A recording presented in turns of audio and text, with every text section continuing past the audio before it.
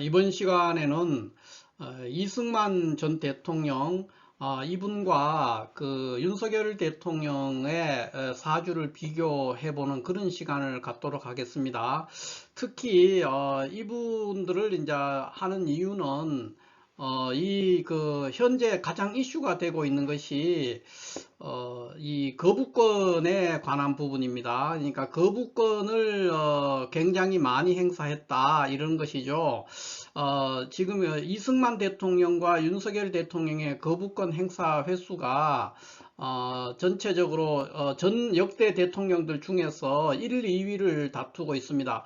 그런데 이제 굳이 비교를 하자면은 윤석열 대통령이 이제 재임 기간에 비해서는 훨씬 많은 거부권을 행사하고 있다 이렇게 볼 수 있죠. 지금 이제 2년 한 1개월 정도 되는데 총 14회 거부권을 행사했고 평균에서 1년에 평균에서 한 7회 정도의 거부권을 행사했습니다.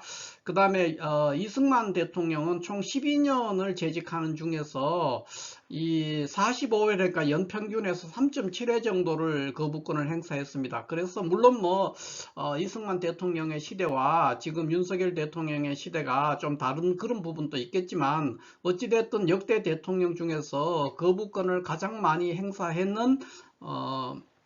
대통령의 1, 2위를 다투고 있는 사람이고 그 중에서도 윤석열 대통령이 가장 많은 거부권을 행사했고 또 거부권을 행사하는 이유가 본인의 이제 가족과 연루되어 있는 사건 그 사건들에 대해서 거부권을 행사하고 있는 부분이 일정 부분 있다.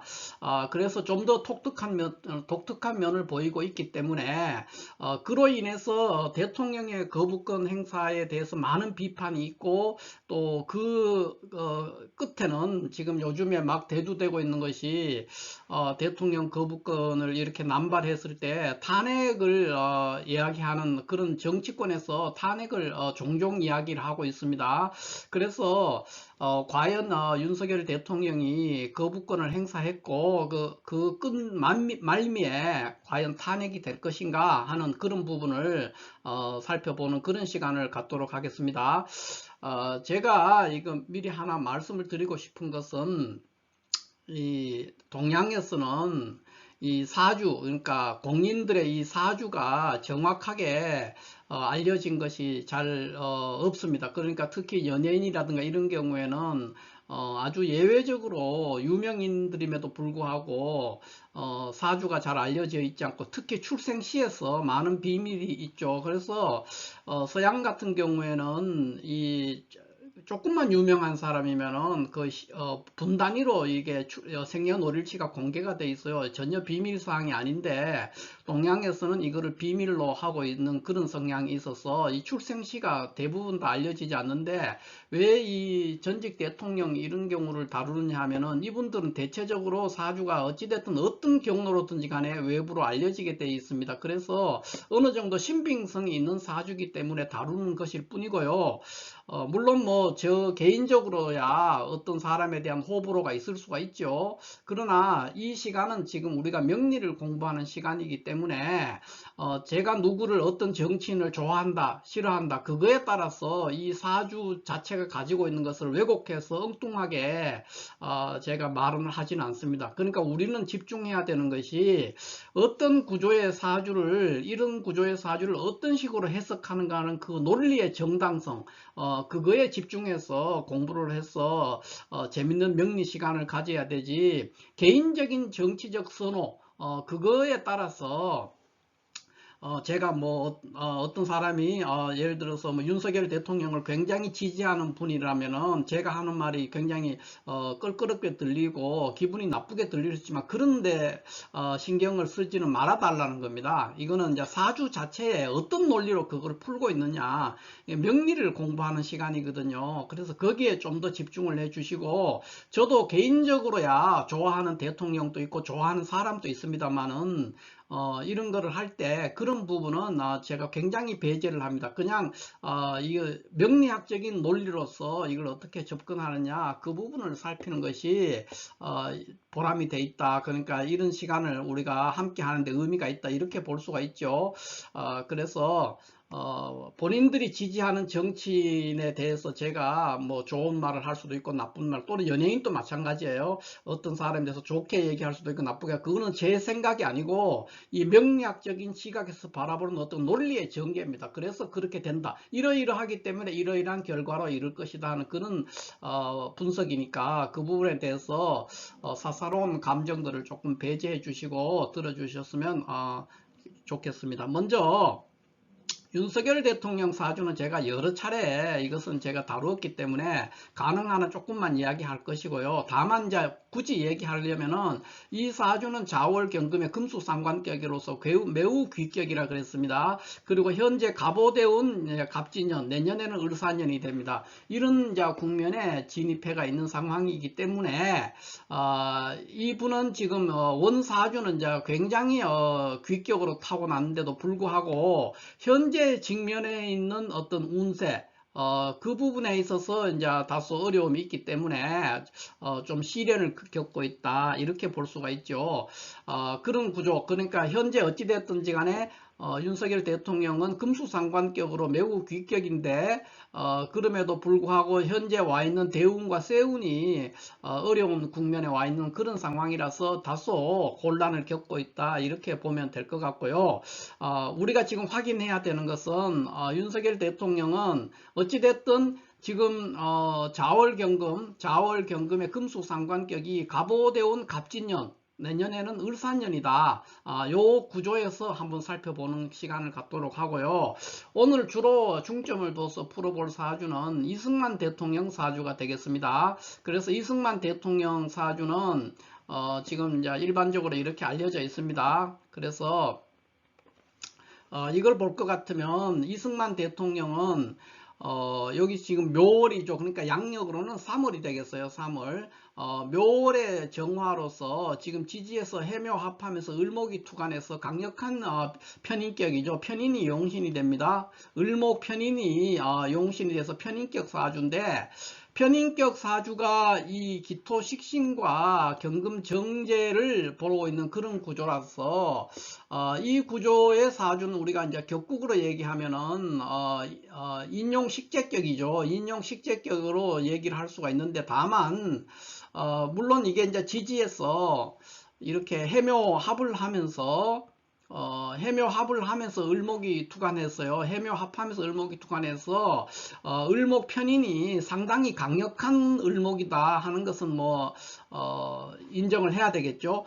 그러나 인수격이기 때문에, 기본적으로 인수격이기 때문에 이 정제, 경금 정제는 사주의 하나의 기신으로 작용한다, 사주의 병이다, 이렇게 볼 수가 있습니다. 그래서 우리가 이걸 뭐 사자성어로 격국을 얘기하면은 인용 식재격이다, 이렇게 표현을 하기는 하지만 인용 식재격으로서는 굉장히 격이 떨어지는, 그러니까 하격으로 성격이라고 할지라도 하격이 될 수가 있고 격이 굉장히 낮은 격으로 해서 인용 식재격이다, 이렇게 볼 수가 있습니다. 그러니까 경금이 사주의 큰 병인데, 다만 다행인 것은 이 경금이 지지에 이렇게 통근하지 못했다는 거예요. 뿌리가 없기 때문에 굉장히 약한 경금이라는 거, 이게 그나마 위안이 좀 될 수 있는 것이고, 그 다음에 또 하나 이 사주의 특징은 정화가 지금 지지 어디에도 통근을 못했어요. 그러니까 일간 정화가 무근한 상태라는 거죠. 그래서 이것이 인용 식재격으로 이 사주가 아주 귀격이 되려면은 이 사주는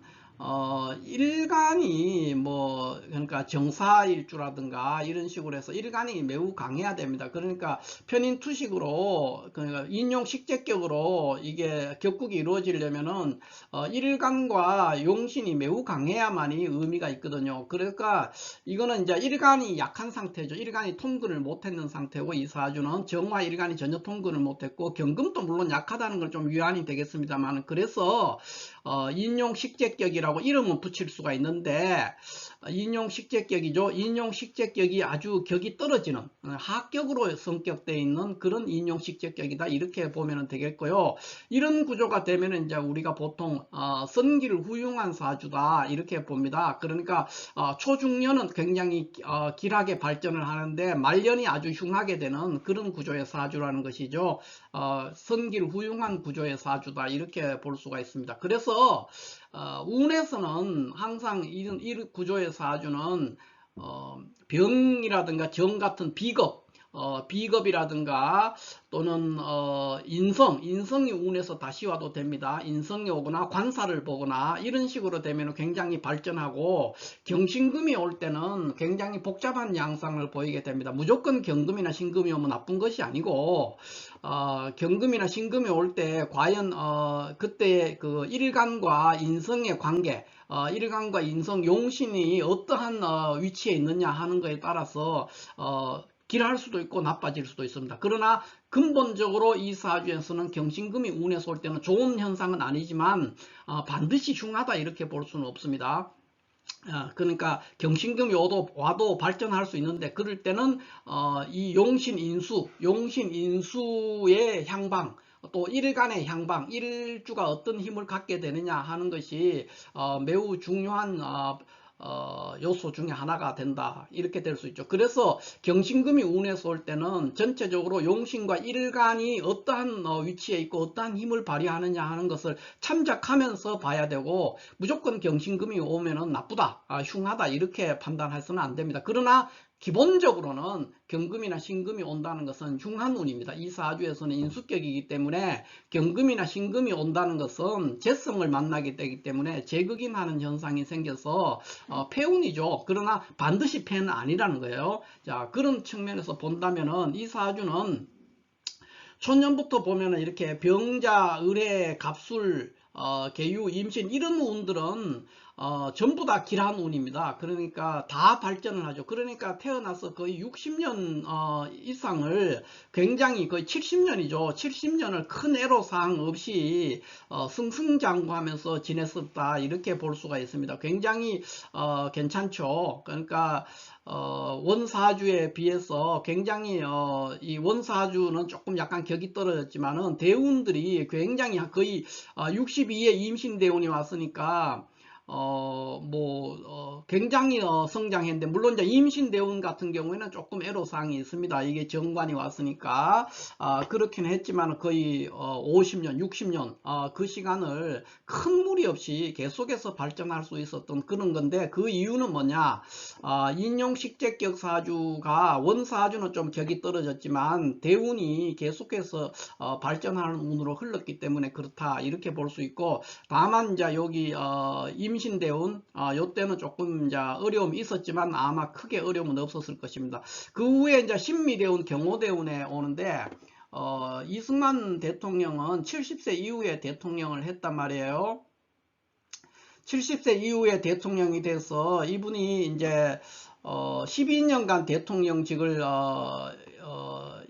대통령직에 있으면서 결국은 이제 이 86세 되는 해에 돌아가시겠죠. 하야합니다. 그러니까 4.19가 경자년, 그러니까 1960년인데 1960년이 경자년인데, 경자년에 이제 대통령직에서 경호대운 경자년이 되겠습니다. 물러나고, 그로부터 5년 후인 이제 을사년, 경호대운 을사년에 이제 돌아가시게 되는 거죠.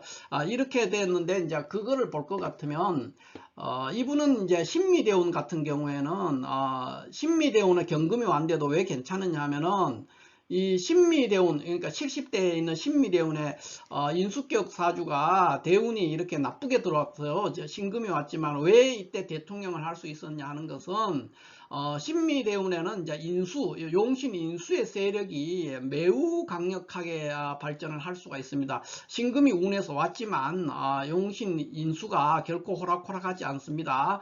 그래서 왜 그러냐? 지지에 있는 미토로 인해서 그렇습니다. 미토로 인해서 일간도 이렇게 통근에서 뿌리가 생겼고, 또 지지에서 있는 그 해묘미라는 이런 글자들과 함께 어우러져서 미토가 동하니까 여기에 연간에 있는 을목 용신이 매우 강력하게 힘을 발휘할 수 있었고, 일간도 힘이 생겼기 때문에 발전을 할 수 있었다. 그러니까 운에서 인수격에서 재운을 만났음에도 불구하고 대통령을 직을 이때부터 실제로 70대 이후에 대통령이 됐거든요.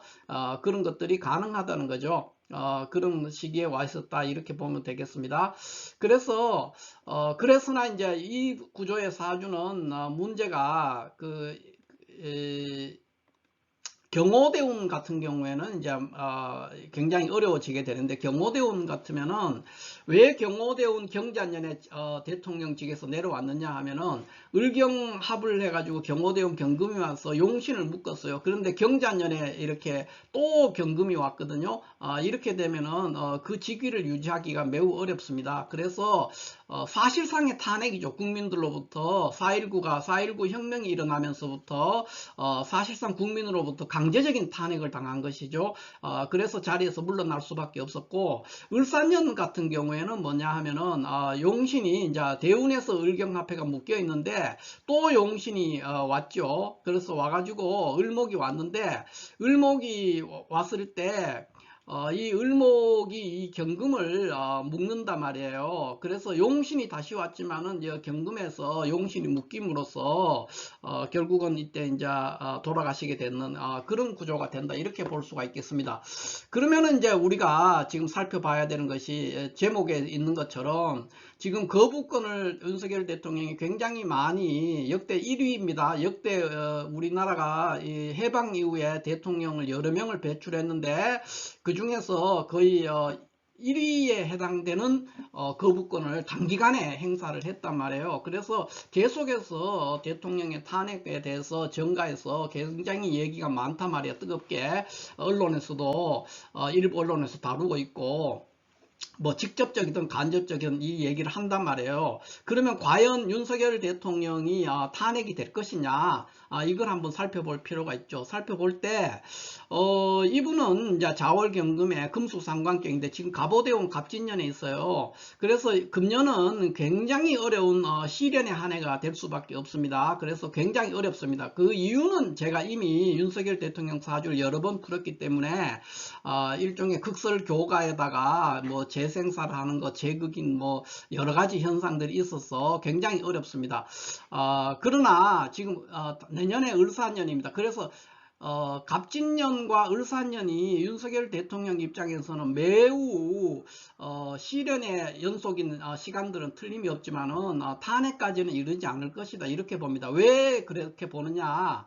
이승만 대통령은 왜 이 경호대운 경자년 1960년에 자진하야, 실질적으로는 탄핵이죠. 국민으로부터 탄핵당한 건데 왜 그렇게 됐냐는 것은 용신이 죽었어요. 그러니까 용신이 와서 재극인 돼서 용신이 연거푸 경금이 연속으로 왔기 때문에 용신이 완전히 몰락을 하게 된 거죠. 용신이 죽음으로 인해서 탄핵을 당할 수 있는 그런 구조가 됐고, 또 하나의 이제 이 윤석열 대통령 같은 경우에는 갑오대운 갑진년의 시련은 굉장히 많습니다. 뭐 극설교가 현상도 일어나고 재생살도 되고 재극인도 되고 이런 현상들이 일어나고, 을사년도 마찬가지입니다. 갑진년보다 조금 나을 수도 있는데 여전히 굉장히 어렵죠.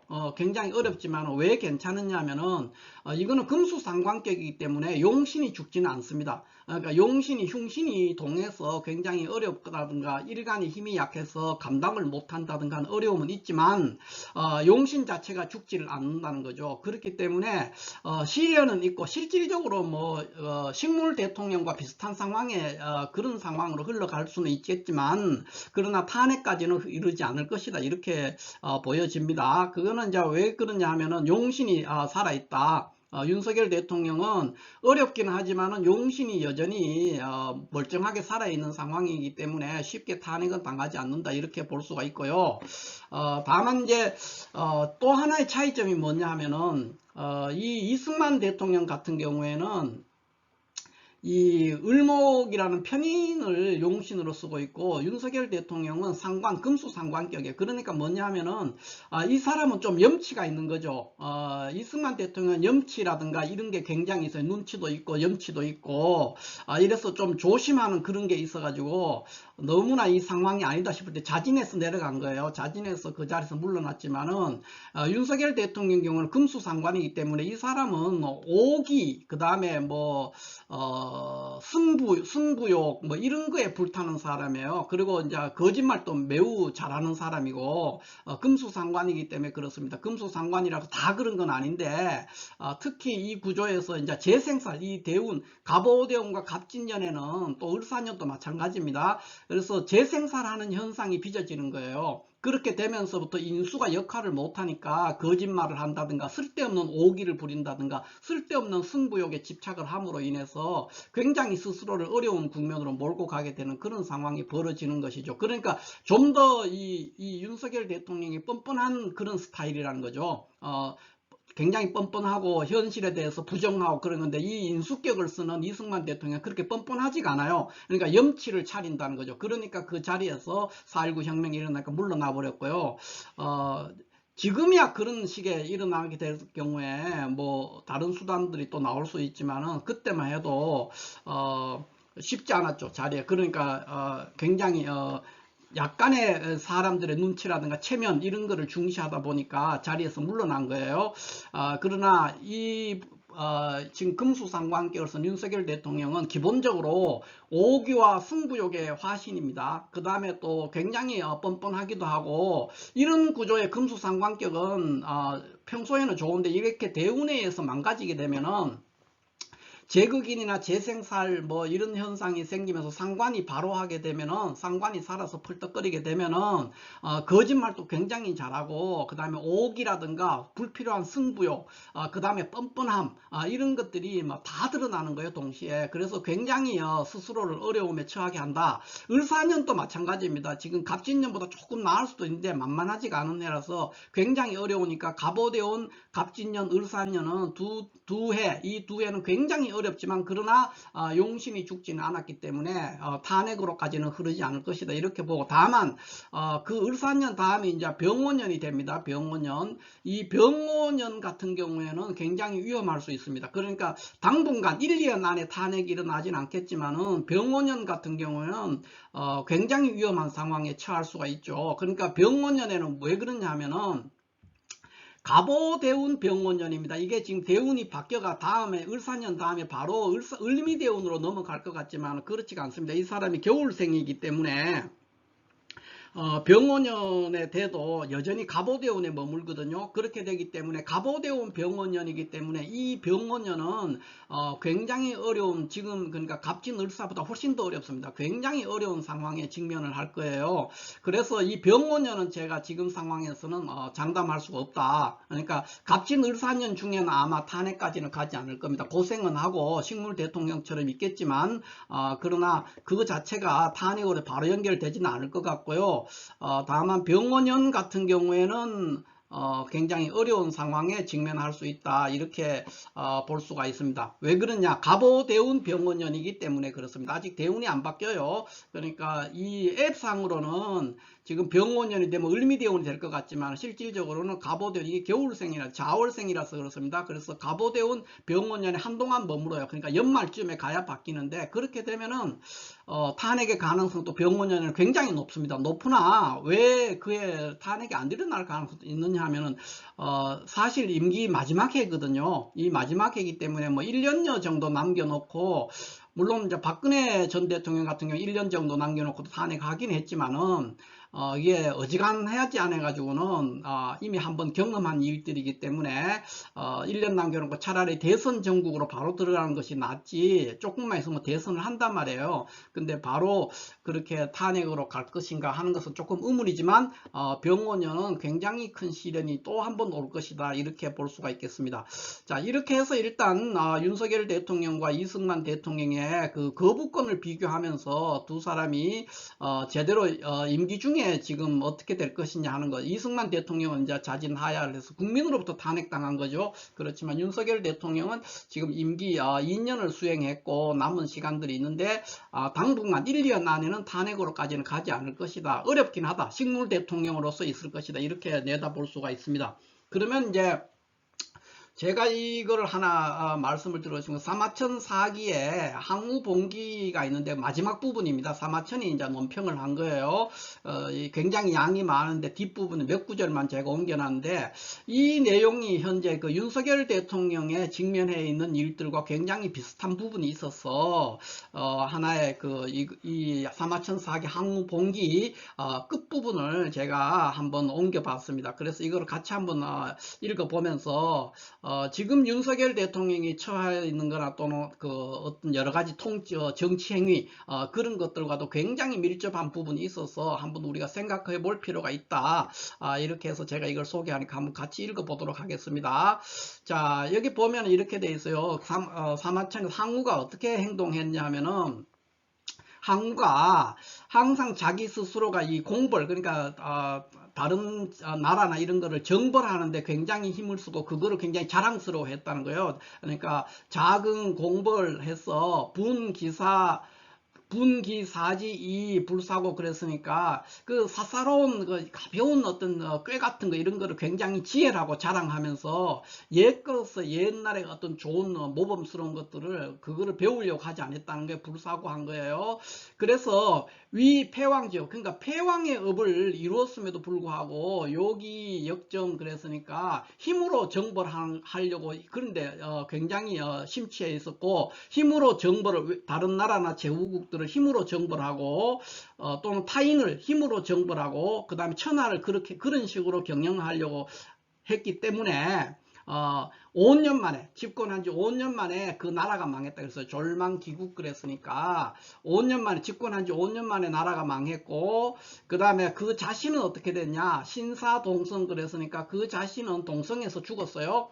동성이라는 곳에서 항우가 죽게 됐죠. 그 유방과의 싸움에서. 그래서 5년 만에, 그러니까 패왕의 업을 이루고 5년 만에 계속 정벌을 하고 그 다음에 힘으로 천하를 다스리려고 하다 보니까 5년 만에 나라가 막 졸망기국하고 그 자신은 동성에서 죽었는데, 그러면서도 여전히, 그러니까 불가고 이 부자책 그랬으니까 여전히 잘못을 깨닫거나 자기 자신을 책망하는 게 없으니까 이것이 잘못이다. 이건 큰 잘못이다. 이렇게 사마천이 얘기를 하고 있어요. 그리고 그 다음에 또 이 사람 핑계를 대는데, 항우가 핑계를 대기를 하늘이 나를 망하게 했다 이렇게 얘기했습니다. 하늘이 나를 망하게 했는 거지 내가 싸움을 잘 못해가지고 진 게 아니다, 이런 식으로 책임을 딴 곳에 돌리고 있는 거예요. 여기 보면 이제 내인 천망아 비용병지죄야 그랬으니까 하늘이 나를 망하게 했지 내가 싸움을 못해서 전쟁을 잘 하지 못해가지고 망한 게 아니다, 이렇게 말을 했으니까 이게 어찌 잘못이 아니겠느냐, 이렇게 사마천이 사기에서 항우봉기 마지막 구절에 이렇게 설명을 달았습니다.